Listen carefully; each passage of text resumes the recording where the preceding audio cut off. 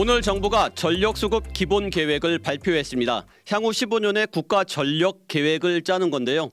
최근 AI 열풍과 데이터센터 운영 등을 위해서는 막대한 전력이 필요하다고 판단한 정부는 신규 원전 건설 계획을 이번에 포함시켰습니다.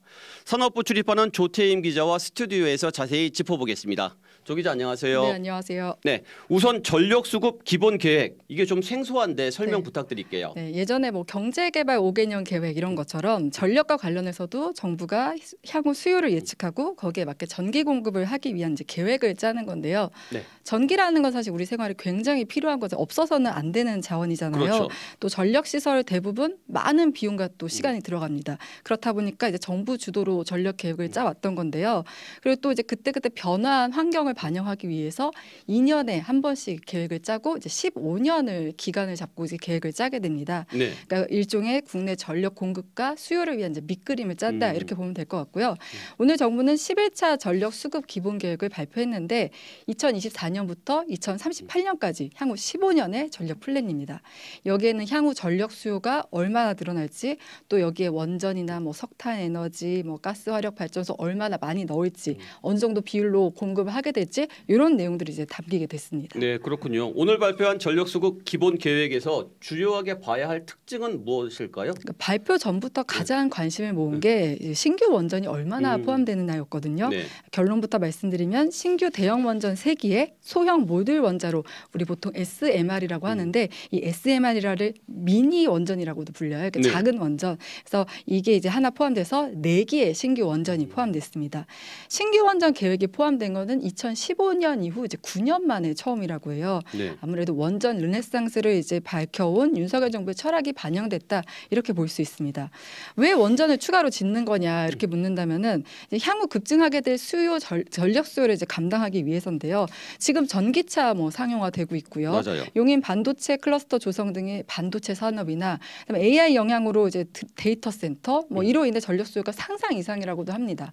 실제로 챗GPT를 이용한 검색이 구글 검색의 10배를 넘는 전기를 소모한다고 그렇군요. 하거든요. 이 어떻게 보면 이제 막 생성형 AI가 시작되는 단계인데 생성형 AI가 보편화될 경우 전력 수요가 어마어마해지겠죠. 그래서 이제 글로벌 빅테크들도 이제 전력 확보에 사활을 걸고 있다고 하는데 그래서 이제 전기본 총괄위원회는 2030년 전력 수요가 지난해 전력 수요의 2배 이상 늘어날 것으로 네. 예상하고 있고요. 이같이 이제 폭증하는 전력 수요를 충족하기 위해서 신규 원전 건설 계획이 이제 포함된 겁니다. 전기본위원회는 2038년까지 전력 수요가 16.7기가와트까지 늘어날 것으로 예상을 했는데 보통 대형 원전 한 기에 1.4기가와트라고 하니까 만약에 순수하게 원전으로만 감당하려면 한 10기 이상이 필요한 그러네요. 거예요. 네. 근데 이제 이 중에서 정부는 5.1기가와트를 원전으로 충당하려고 하는데 여기에 이제 신규 대형 원전 3기와 소형 모듈 원전 1기가 필요하다고 본 겁니다. 네. 그리고 이번에 또 이제 눈에 띄는 게 SMR 제가 앞서 말씀드렸잖아요. 미니 원전이라고 표현했는데 이게 들어간 게 눈에 띄는데 한국 수력 원자력이 지금 개발 중에 있습니다. 네. 개발 중에 원전 노용이 이제 포함된 것도 처음이고요.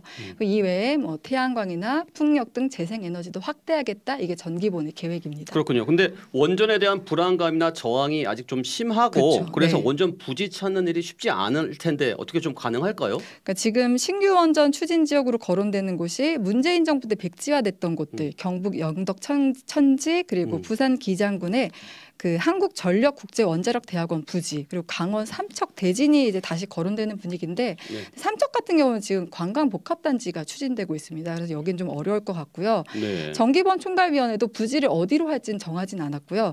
전제를 단 건 정부가 사업자와 협의를 통해서 최저간을 도출해라 이렇게 권고를 했습니다. 신규 원전의 최종 기수는 부지 확보, 앞으로 추진 일정, 소요 비용 등에 따라 달라질 수 있기 때문에 지금 3+1이라고 표현했지만 이게 확정됐다. 이게 좀 확실하다. 이거는 말하기는 어렵습니다. 좀 지켜봐야 할 텐데 하지만 탈원전을 주장해온 환경단체나 야당의 반발은 불보듯 뻔할 것 같은데요. 네, 오늘 환경단체들 연이어 성명을 냈는데 녹색연합과 환경운동연합은 에너지 수요를 줄이면서 재생에너지 중심으로 빠르게 전환하는 세계적 추세를 외면했다. 원전에 대한 집착을 보여줬다. 이렇게 평가를 했습니다. 네. 그린피스도 11차 전기본에서 발표한 재생에너지 발전량 목표가 국가 온실가스 감축 목표 달성을 위해서 충분하지 않다. 이렇게 지적을 했고요. 그리고 에너지 정의 행동 이현석 정책위원과 직접 통화를 했는데 이 얘기 들어보고 오시겠습니다. 일단은 수요가 너무 많이 이제 좀 부풀려져 있다고 보고요. 결국은 이제 핵을 늘려야 된다. 신규 부지를 찾아야 될 텐데 엄청난 사회적 갈등이 또 예상되는 거죠. 특히나 SMR 같은 경우는 이 설계도 안 끝난 발전소를 이렇게 전력 계획에 넣는 경우도 사실 처음이고요.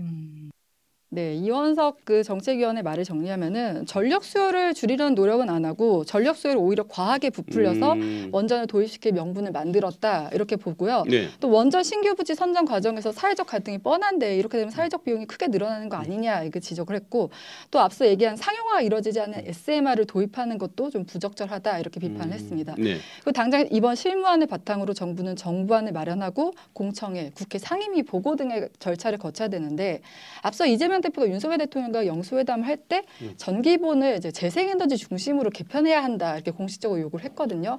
그렇다 보니까 이제 야당 반발 예상되고요. 원전 시설을 추가로 짓는다고 하면 송전망 확충 필요하고요. 또 고준위 방패물 처분장 확보 등 필요한데 네. 이 관련 법들이 21대 국회에서 모두 폐기가 됐습니다. 아, 그렇군요. 네, 그런 점을 고려할 때 현실화까지 좀 난관이 예상된다 이렇게 볼 수 네, 있습니다. 그렇군요. 여기까지 듣겠습니다. 조태임 기자였습니다.